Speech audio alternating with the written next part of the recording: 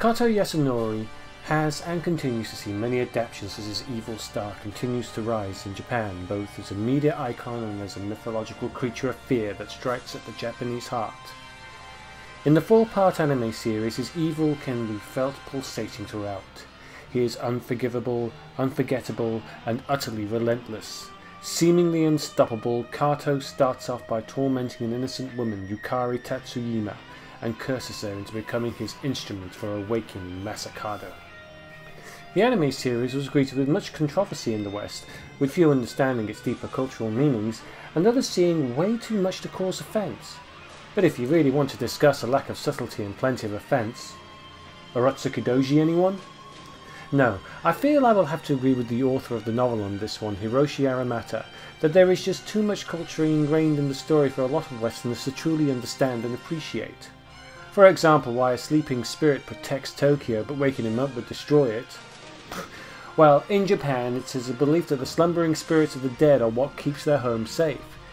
But it is the awakened, angry spirits that are the threat, particularly those who, like Masakado, met a violent death. The legend of Masakado speaks that he rose up against the imperial court at the time for its despotism, and paid the ultimate price. The citizens of Tokyo therefore feel they owe him respect and treat his tomb with reverence and respect to appease it.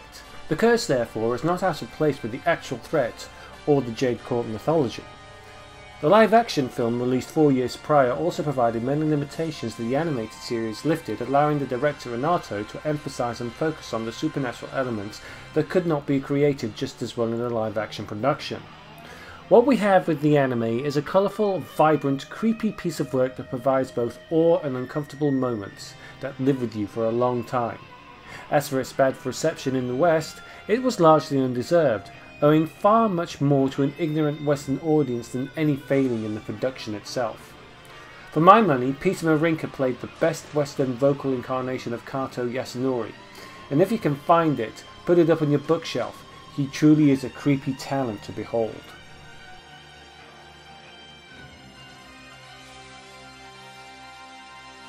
The first live-action adaptation of Taito Monogatari, The Last Megalopolis, more or less covers the events in the OVA.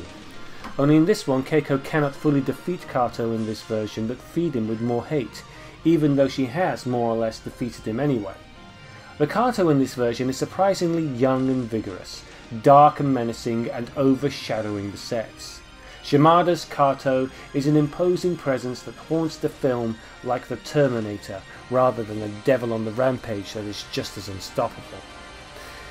His only true moment of emotion comes about as he torments Yasumasa Hirai when he commits senpaku. The live-action movie is not my favourite adaptation of the Taito Monogatari films, but it certainly is an epic piece in its own right, owing much of its influence to the likes of 2001 and Dune as markers in its presentation. And as for Kato Yasonori, he is not simply a supernatural element to a film, but a very real threat to the Tokyo project that refuses to lay down in the shadows and be ignored.